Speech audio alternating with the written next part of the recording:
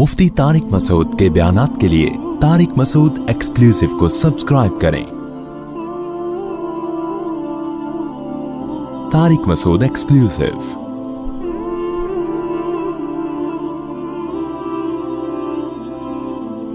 اصل میں جنت اور جہنم کے درمیان میں ایک دیوار ہے جس پہ کچھ لوگ ہوں گے جن کو جنتی بھی نظر آئیں گے اور جہنمی بھی۔ اب یا تو یہ لوگ اس دیوار کے اوپر ہوں گے یا اس دیوار کے بیچ میں دروازہ ہے وہاں ہوں گے، تو یہ جنتیوں سے بھی بات چیت کریں گے اور جہنمیوں سے بھی۔ تو ان لوگوں کا مکالمہ اللہ تعالیٰ نے سورہ اعراف میں ذکر کیا ہے۔ یہ کون لوگ ہوں گے؟ بہت سارے اقوال ہیں مفسرین کے کہ وہ لوگ جو جنت اور جہنم کے بیچ میں ہوں گے، نہ ادھر نہ ادھر۔ تو راجح تفسیر کے مطابق یہ وہ لوگ ہوں گے جن کی نیکیاں اور برائیاں دونوں کا وزن برابر ہوگا۔ بعض لوگ ویٹنگ لسٹ میں ڈال دیے جاتے ہیں نا، ویٹنگ، تو ان کی نیکیاں اور برائیوں کا ویٹ برابر۔ تو یہ ادھر بھی کلام کریں گے ادھر بھی کلام کریں گے، اور پھر اللہ اپنی رحمت سے ان کو جنت میں داخل کر دیں گے۔ یہ پتہ نہیں کیوں اٹک رہا ہے، کیا مسئلہ ہے یار؟ یہ اب صحیح ہو گیا صحیح، جلدی صحیح کر لیں اس کو۔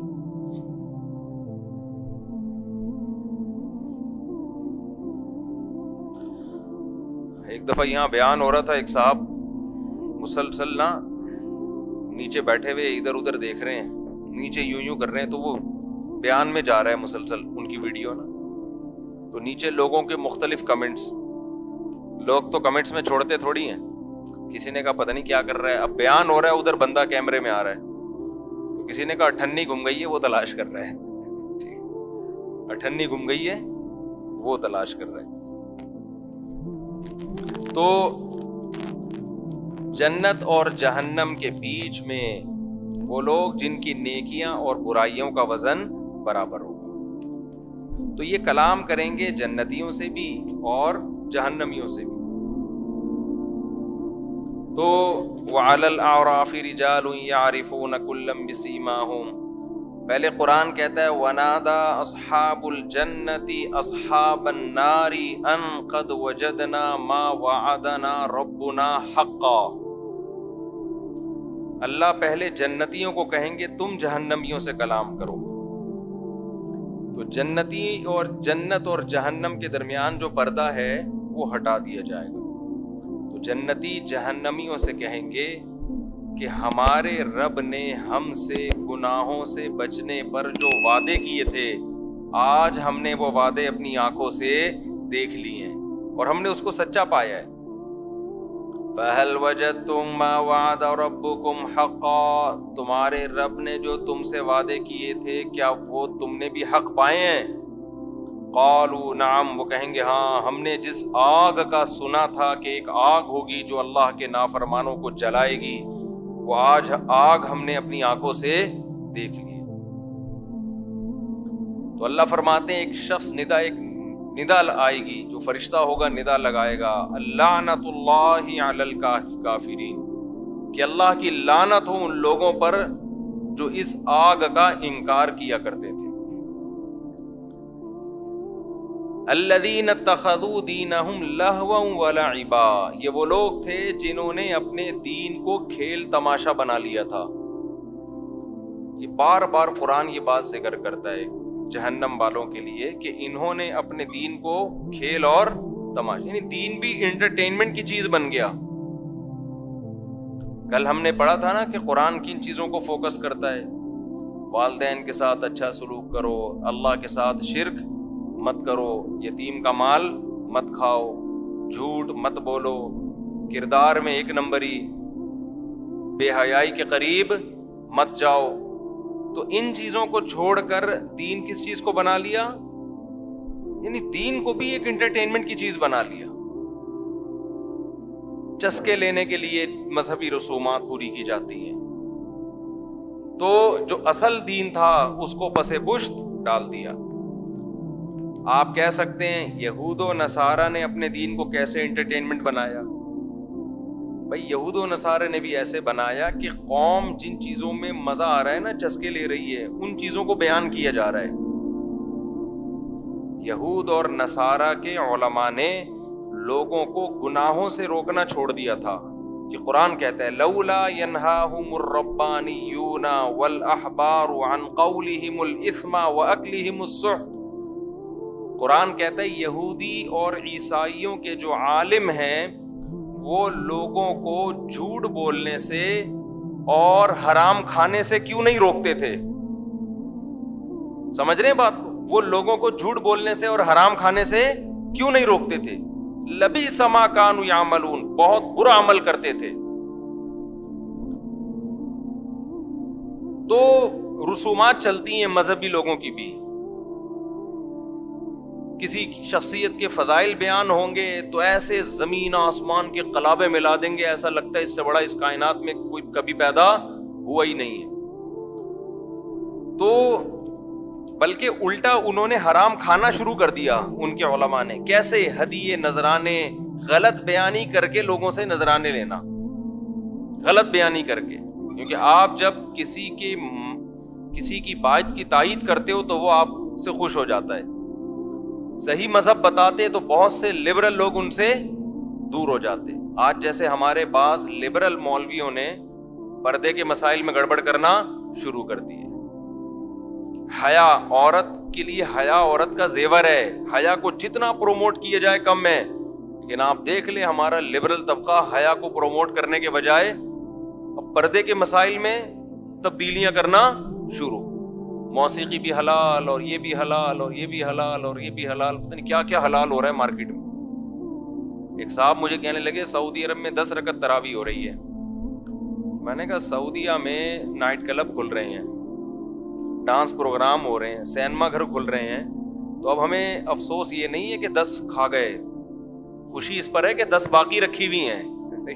تو وہاں جو اس سے بڑے بڑے مسئلے کھڑے ہوئے ہیں سعودی عرب میں, آپ آدھی تراویح کو رو رہے ہو کہ آدھی تراویح کھا گئے. حضرت عمر رضی اللہ تعالیٰ عنہ کے دور سے لے کر آج تک, اب تک مسجد حرام میں 1200-1300 سال, حضرت عمر کا دور 1300 سال سے زیادہ, اس وقت سے لے کے جب سے حضرت عمر نے ایک امام پہ جمع کیا نا, اس وقت سے اب تک 20 رکعت تراویح ہوتی چلی آئی ہے. یہ 15ویں صدی میں جا کے کام ہوا ہے کہ آدھی تراویح مارکیٹ سے شارٹ ہو گئی. لیکن ہمیں اس پہ غم نہیں ہے کیونکہ آدھی باقی رکھی ہوئی, ہمیں اس پہ خوشی ہے. ورنہ غامدی صاحب تو کہتے ہیں اسلام میں تراویح کا کوئی تصور ہے ہی نہیں. تو کچھ اور تھوڑے سے لبرل لوگ پیدا ہو گئے تو وہ تراویح کی نماز ہی کیا کر دیں گے, گول کر دیں گے. تو ہمیں خوشی اس پر ہے کہ آدھی باقی رکھی ہوئی ہے. ورنہ وہاں تو سینما گھر کھل رہے ہیں, اور حرم میں ابھی ہمارے رشتے دار عمرہ کر کے آئے ہیں, پرسوں لوٹے ہیں, کہہ رہے ہیں وہاں تو عورتیں گھوم رہی ہیں اب حرم میں, جو سرکاری عملے میں خواتین کی بھرتی ہو رہی ہے. ہم بھی سعودی عرب کئی بار گئے ہیں, وہاں عورت کا چہرہ کبھی نظر نہیں آتا تھا, اتنی سخت پابندی تھی پردے پر, اتنی خوشی ہوتی تھی سعودی عرب میں اترتے ہی کہ بھئی بے حیائی نہیں ہے, نہ سائن بورڈوں پہ, بہت خوشی ہوتی تھی. اب آہستہ آہستہ یہ سب چیزیں کیا کر رہے ہیں, وہاں ختم کر رہے ہیں. تو اس لیے دکھ اس پر نہیں کرو کہ آدھی تراویح ختم ہو گئی ہے, شکر اس پہ کرو کہ آدھی باقی رکھی ہوئی ہے. تو کہاں سے کہاں بات چلی گئی. اللہ تعالیٰ سعودی حکمرانوں کو سیدھے راستے پہ چلنے کی توفیق دے. ہم تو یہی کہتے ہیں. ہم یہ نہیں کہتے کہ ان کے خلاف بغاوت جائز ہے, مار دھاڑ, اس سے تو اور زیادہ نقصان ہوگا. جو رہی صحیح طاقت ہے مسلمانوں کی وہ بھی ختم ہو جائے گی. دعا ہی کر سکتے ہیں, تو دعا کرنے پر تو گورنمنٹ نے کوئی پابندی نہیں لگائی نا. دعا کر لو اللہ سعودی عرب کے حکمرانوں کو اسلام کے لیے مخلص ہونے کی توفیق نصیب فرمائے. خیر کہاں سے کہاں چلے گئے ہم. تو بات یہ چل رہی تھی, کیا بات چل رہی تھی, وہ میں بات کر رہا تھا کہ جنتی اور جہنمی ان کا آپس میں مکالمہ ہوگا. تو وہ جہنمیوں سے کہیں گے ہم سے ہمارے رب نے جو وعدہ کیا تھا وہ ہم نے پورا پایا, تو کیا تم نے جو رب نے وعدہ کیا تھا وہ تمہیں پورا پایا کہ نہیں. انہوں نے کہا ہم نے بھی وہ اپنی آنکھوں سے آج وہ آگ دیکھ لیے. پھر قرآن کہتا ہے کہ اہل نار, اہل جہنم, اچھا جنتیوں کے بارے میں قرآن یہ بھی کہتا ہے کہ اعراف جو ہے نا، جو درمیان میں ہوں گے، وہ جہنمیوں سے کہیں گے اہؤلاء الذین اقسمتم لا ینالہم اللہ برحمہ. جنت میں نا زیادہ تر غریب اور مسکین لوگ ہوں گے جن کو لوگ دنیا میں کسی قابل نہیں سمجھتے تھے. لوگ کہتے تھے یہ طبقہ کامیابی کا معیار ہو ہی نہیں سکتا. دین پر ہمیشہ غریب لوگ زیادہ چلے. بلکہ علماء نے تو یہاں تک لکھا ہے کوئی ایسی تحریک جس میں امیر زیادہ ہو غریب کم ہو، غالب امکان یہ ہے کہ یہ گمراہ ہو. غالب کوئی یقینی علامت نہیں ہے. ہمیشہ حق کی تحریک میں غریب لوگ آگے ہوتے ہیں، امیر ہوتے ہیں ان کا ریشو تھوڑا ہوتا ہے، کیونکہ حق میں کڑوی باتیں کرنی پڑتی ہیں.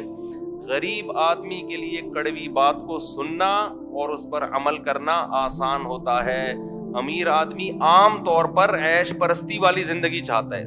قاعدہ کلیہ نہیں ہے. صحابہ کے دور میں بڑے امیر صحابہ نے بڑی قربانیاں دی ہیں اور آج بھی دیتے ہیں، لیکن زیادہ تر ایسا ہوتا ہے کہ غریب آدمی قربانی آسانی سے دیتا ہے، امیر آدمی قربانی مشکل سے دیتا ہے.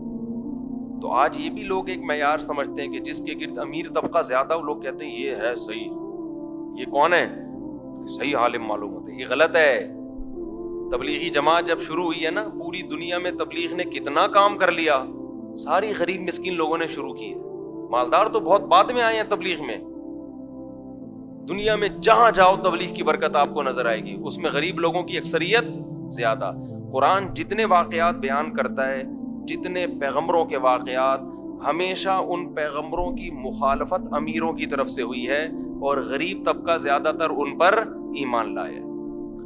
قرآن ہر پیغمبر کی ایک عادت ذکر کرتا ہے کہ امیر طبقے نے ہمیشہ یہ اعتراض کیا پیغمبروں پر کہ ان غریبوں کو اپنی محفل سے نکالیں. آپ کے گرد یہ پھٹی پرانی ٹوپیوں والے جو بیٹھے ہوتے ہیں نا، پھٹے پرانے کپڑے والے، ان سے ہمارا امیج خراب ہوتا ہے. ہم ان کے ساتھ آپ کی محفل میں نہیں بیٹھ سکتے.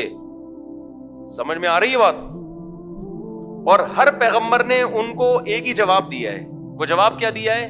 کہ اگر میں ان کو اپنی محفل سے نکال دوں گا، مجھے اللہ کے عذاب سے کوئی نہیں بچائے گا. کیونکہ دین کی دعوت ہے، اس میں آپ امیر اور غریب میں فرق نہیں کر سکتے. نہیں کر سکتے. نماز میں کوئی ایسا فرق رکھا ہے اسلام نے کہ جو قوم کے بڑے بڑے لوگ ہیں ان کی صف آگے ہوگی؟ علم کے لحاظ سے کوئی بڑا ہے، عمر کے لحاظ سے بڑا ہے، اس کو تو حق ہے کہ وہ آگے آئے. لیکن ویسے کوئی علاقے کے لحاظ سے بڑا ہے، قوم کے لحاظ سے اپنے آپ کو بڑا سمجھتا ہے، پیسہ اس کے پاس زیادہ ہے، لہذا وہ اگلی صف میں ہوگا، غریب پچھلی صف میں، امیروں کے لیے الگ مسجد، غریبوں کے لیے الگ مسجد.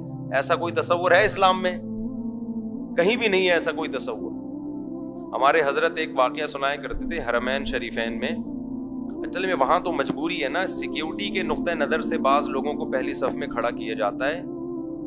جو اپر لیول وہ سیکیورٹی کے نقطہ نظر سے ہوتا ہے، وہ اس لیے نہیں ہوتا کہ یہ یہاں کے اہل ہیں. سیکیورٹی کے لیے بعض دفعہ کچھ قانون سازی کرنی پڑتی ہے. تو ایک عرب کا بدو پہلی صف میں کھڑا ہوا تھا. کوئی شرطا پولیس والا آیا، اس نے کہا کہ آپ یہاں سے ہٹ جائیں، یہاں کوئی شاہی خاندان کے کوئی آدمی ہیں، وہ یہاں کھڑے ہوں گے. تو وہ عرب کے بدو نے کہا گل لا الہ الا اللہ. قل کو وہ گل کہتے ہیں، یعنی تو اسلام سے خارج ہو گیا ہے، تو کلمہ پڑھ، دوبارہ اسلام قبول کر. یعنی تو کیسی باتیں کر رہا ہے؟ اللہ کا گھر ہے یہاں پر، تو کہہ رہا ہے کہ اللہ کے گھر میں شاہی خاندان کا آدمی یہاں کھڑا ہوگا اور میں کھڑے نہیں ہوں. یعنی تو اللہ کے گھر میں گویا شرک کر رہا ہے. تو یہاں فرق کر رہا ہے. تو ہمارے حضرت یہ منظر دیکھ کے بڑے خوش ہو رہے تھے اس عرب کی سادگی پہ، کہ جیسے ہی شرطا اس کو کہتا بھائی تو ہٹی، یہاں وہ حضرت جی کھڑے ہوں گے، وہ کہہ رہے گل لا الہ الا اللہ. وہ شرطا کہہ رہے جان چھڑانا اس شرطے کے لیے مشکل ہو گیا. وہ کہہ رہا تو کلمہ پڑھ کے اسلام قبول کر، تو باتیں کیسی کر رہا ہے؟ لا الہ الا اللہ پڑھ، اللہ کے سوا کوئی عبادت کے لائق نہیں ہے، میں نہیں ہٹوں گا یہاں سے. تو اللہ کی نظر میں دیکھو، نبی صلی اللہ علیہ وسلم کی خدمت میں ایک نابینا غریب صحابی آئے. آپ صلی اللہ علیہ وسلم مالدار صحابہ کو تبلیغ کر رہے، مالدار مشرکین کو تبلیغ کر رہے تھے. تو ان غریب کے آنے سے آپ صلی اللہ علیہ وسلم کے چہرے پہ ناگواری کے آثار آئے کہ یہ ابھی اس موقع پہ کیوں آئے ہیں. قرآن میں اللہ تعالیٰ نے نبی کو تنبیہ کی. عبس وتولا ان جاءہ الاعمی، آپ کی پیشانی پر سلوٹیں آ گئیں اس لیے کہ ایک نابینا آپ کے پاس آیا. کس قدر سخت تنبیہ کی نبی صلی اللہ علیہ وسلم نے. نبی صلی اللہ علیہ وسلم وما یدریک لعلہ یزکا، اے نبی آپ کو کیا علم کہ شاید وہ آپ کی نصیحت پر عمل کر لیتا. اور جو لوگ مستغنی ہیں، آپ کی بات سننا چاہتے نہیں ہیں، فانت لہ تصدی، آپ ان کی ہدایت کے پیاسے ہیں. یہ جو عرب کے سردار ہیں یہ تو فرعون متکبر لوگ ہیں، یہ تو بات سننے کو تیار نہیں ہیں، آپ ان کی ہدایت کے پیاسے ہیں. اور جو آپ کی بات سننے کے لیے آ رہا ہے آپ اس سے منہ موڑتے ہیں. اتنی سخت تنبیہ ہوئی ہے کہ آئندہ زندگی میں جب بھی حضرت عبداللہ ابن ام مکتوم نبی کی خدمت میں آتے، آپ استقبال میں کھڑے ہو جاتے اور فرماتے ھذا الذی عاتبنی فیہ ربی، یہ ہے وہ شخص جس کے لیے میرے رب نے مجھے تنبیہ کی ہے، ڈانٹ لگائی ہے میرے رب نے. یہ اتنے مبارک صحابی ہیں. تو اس لیے دین کی دعوت میں امیر غریب کا فرق کرنا جائز نہیں ہے، خوب سمجھ لو، بلکہ اس کے علاوہ بھی نہیں ہے. حدیث میں آتا ہے نبی نے فرمایا بدترین ولیمہ وہ ہے جس میں صرف امیروں کو دعوت دی جائے اور غریبوں کو دعوت نہ دی جائے. اس سے مراد وہ غریب ہیں جن کا آپ سے تعلق ہے. ولیمے میں اپنے دوستوں کو دعوت دی جاتی ہے نا. اصل میں یہ میں اس لیے ہمیشہ تنبیہ کرتا ہوں کہ بعض لوگ پریشان ہو جاتے ہیں، ہم جب ولیمہ کریں گے تو کیا سارے غریبوں کو بلا لیں؟ مطلب یہ ہے کہ آپ کے ریلیٹیوز میں سے، ظاہر ہے دعوت پہ بلانے کا معیار امیر غریب نہیں ہوتا بلکہ آپ کے تعلقات اور رشتہ داری.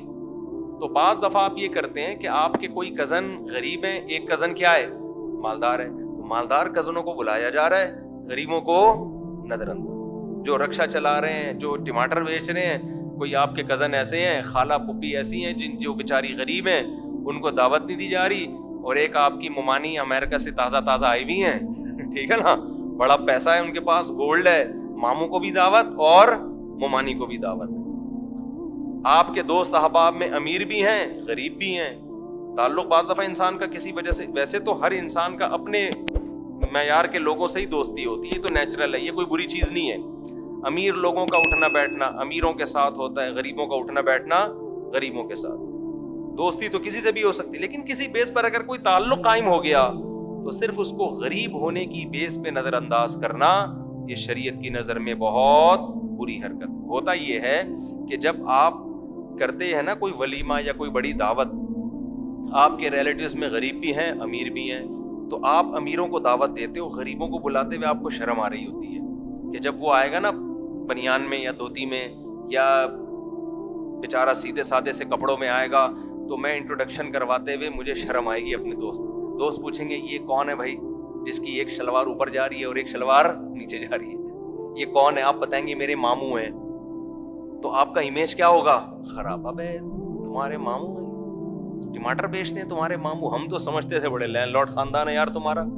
تو بھائی تمہارے خاندان والے جیسے بھی ہوں، ماموں ہوں، چاچا ہو، ابا ہوں، بعض لوگ تو باپ اور ماں کے ساتھ ایسا سلوک کرتے ہیں، اللہ نے کچھ بنا دیا، پپا بیچارے دیہاتی سیدھے سادے، تو کسی کو یہ بتاتے ہوئے شرم محسوس کر رہے ہوتے ہیں میرے ابا ہیں. یہاں تک تکبر پیدا ہو جاتا ہے انسان میں. تو یہ بڑی غلط حرکت ہے. تو میں جو آیت پڑھ رہا تھا، اعراف کیا کہیں گے جو اعراف میں ہوں گے؟ جہنمیوں سے کہیں گے کہ کیا یہ ہیں وہ غریب لوگ جن کے بارے میں تم یہ قسمیں اٹھا کے کہا کر سکتے تھے کہ یہ سیدھے راستے پہ ہو ہی نہیں سکتے، سیدھے راستے پہ تو ہمارے جیسے ویل ایجوکیٹڈ اور ویل نون پرسن اور جو قوم کے نباز سمجھے جاتے ہیں، یہ رکشے والے، ٹیکسی والے اور ٹماٹر والے یہ کہاں کامیاب ہو سکتے ہیں؟ تو وہ آراف تو دونوں طرف دیکھ رہے ہوں گے نا. تو وہ جہنمیوں کو کہیں گے دیکھو آج اللہ نے ان کو کیسی اپنی رحمت میں جگہ دی ہے. اس لیے کہ اللہ کے ہاں کامیابی کا معیار رکشہ، ٹیکسی یا لینڈ کروزر نہیں ہے. اللہ کے ہاں کامیابی کا معیار کیا ہے؟ اعمال ہیں. تو یہ سیدھے راستے پر تھے اور تمہاری دولت نے تمہیں لگا دیا عیاشی پر. پھر قرآن کہتا ہے کہ وَنَادَى أَصْحَابُ النَّارِ أَصْحَابَ الْجَنَّةِ أَنْ أَفِيضُوا عَلَيْنَا مِنَ الْمَاءِ. جہنمی جنتیوں سے کہیں گے کہ ہمیں تھوڑا سا پانی اس جنت میں سے دے دو. تو جنتی جواب میں کہیں گے ان اللہ حرمہما علی الکافرین، اللہ نے یہ کافروں پر حرام کر دیے. جو جنت اور جہنم پر یقین ہی نہیں رکھتے تھے آج وہ جنت کی نعمتوں سے لطف اندوز نہیں ہو سکتے. اور قرآن کہتا ہے پھر ہم ان کو یہ کہیں گے الیوم ننساہم کما نسوا لقاء یومہم ھذا. یہ آیت بہت امپورٹنٹ ہے کہ ہم آج کے دن ان کو ایسے بھول جائیں گے جیسے یہ لوگ اس آخرت کے دن کو بھول گئے تھے.